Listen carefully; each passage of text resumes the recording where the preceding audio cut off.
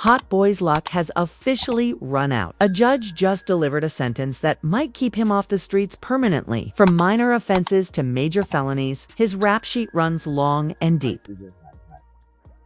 Still take stuff. Stuff like that. Just take stuff. It's not Apple.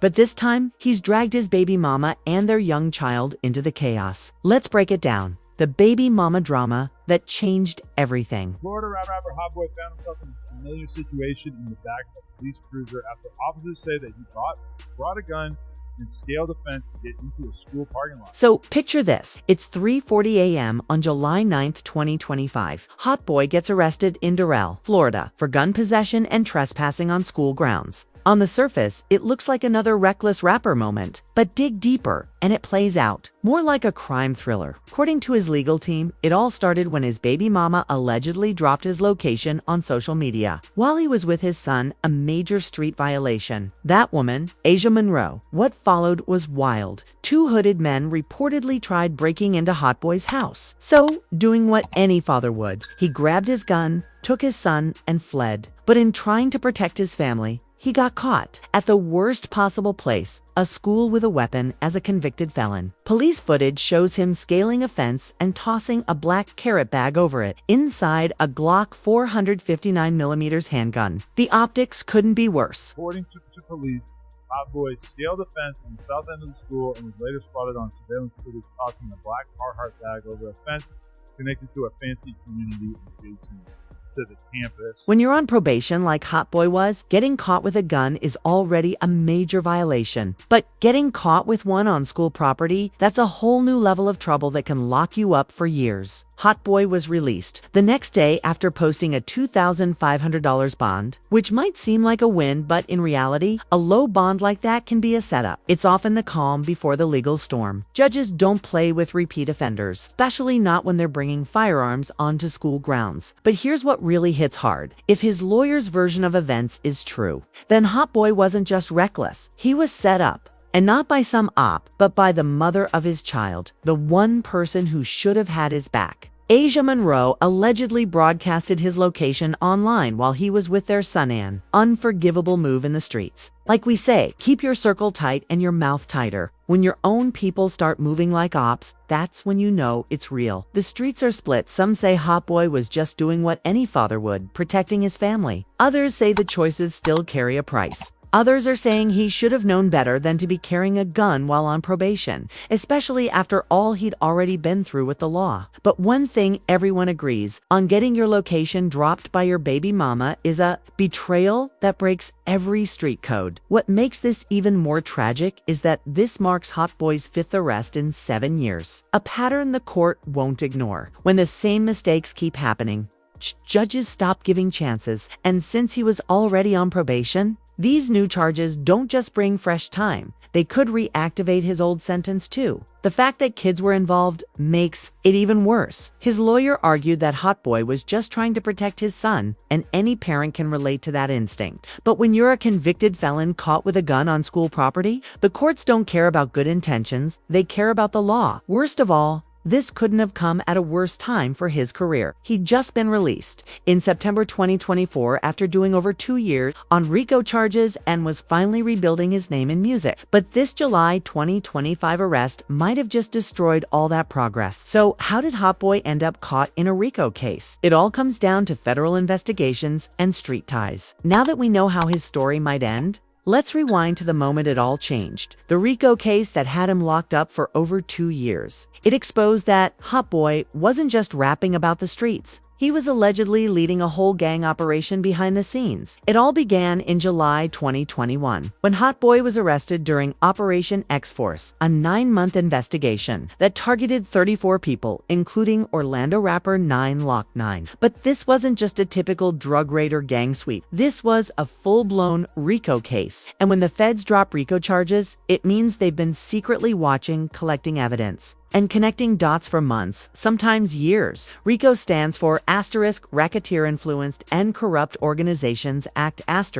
the same law once used to bring down the mafia. When they hit you with RICO, it's not just about one crime. It means you're accused of being part of a criminal organization, and that comes with massive penalties, sometimes up to 30 years in prison. That's the kind of time that doesn't just pause your life, ends it, according to prosecutors. Hotboii was allegedly the leader of the 438 gang, operating out of Orlando's Silver Star Road area, their biggest rivals. It's the Army Gang, reportedly led by Glock 9. But this wasn't just a rap feud. It was a full-blown street war. Investigators connected the beef to over 30 shootings and multiple murders, some of which tragically involved innocent victims. Two names stand out as heartbreaking reminders of how deadly this conflict became.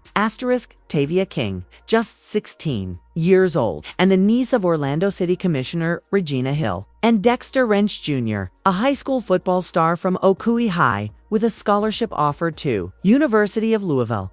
Both had bright futures, and both were killed in violence linked to this gang war, despite having nothing to do with the street politics themselves, but legally. Here's where things take a turn. The feds built most of their case against Hotboii using just two key pieces of evidence. One, his Instagram post, where he reportedly flashed guns and referenced 438 gang affiliations in his lyrics and captions. Two, and a firearm found in his car. While he was attending a funeral, prosecutors argued that his social media activity was ***, using electronic communication to promote gang activity, ***.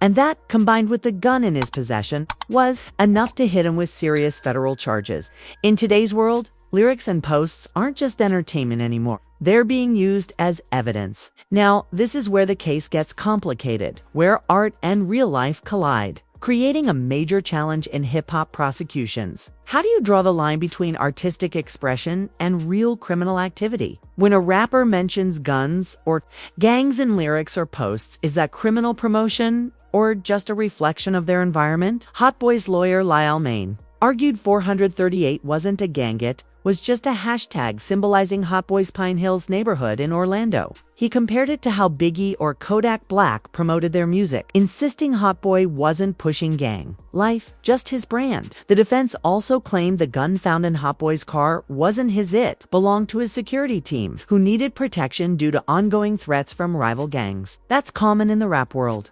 But legally, even protection can backfire. What raised the stakes was the feud with rival rapper Glock 9 and the Army Gang. Investigators found years of escalating violence. On April 14, 2020, Army Gang affiliate Demetrius Cox fatally shot 438 member Wolf Luther King Luma at a party, triggering a chain of revenge that led to more bloodshed. This is actually pretty common in hip-hop artists facing legal troubles often gain even more notoriety and support from fans who see them as survivors of a system stacked against them.